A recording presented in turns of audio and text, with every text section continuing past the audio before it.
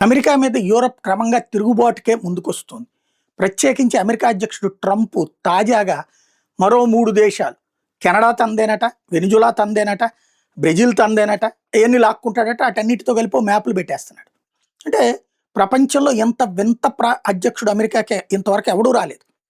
ఇంత తలతిక్కలోడు, ఇంత పెచ్చోడు ఎవడూ రాల.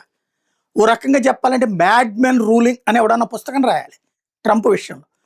ప్రపంచంలో వికృత వింత పోకడలకి పోతున్నటువంటి అమెరికా అధ్యక్షుడు చేతిలో ఉన్న డాలర్‌ని వెపన్‌గా, చేతిలో ఉన్నటువంటి అణ్వాయుధాలను వెపన్‌గా, చేతిలో ఉన్నటువంటి పవర్‌ని వెపన్‌గా వాడతా ప్రపంచ దేశాలందరినీ ఇంక్లూడింగ్ మిత్రులతో సహా వేధించేటటువంటి నీచమైనటువంటి స్థితికి దిగజారిపోతున్నటువంటి ట్రంప్‌తో విరక్తి చెందినటువంటి యూరప్ దేశాలు, యూరోపియన్ యూనియన్ ఓపెన్‌గా భారత్‌తో 1,00,000 కోట్ల ఒప్పందానికి రెడీ అవుతోంది.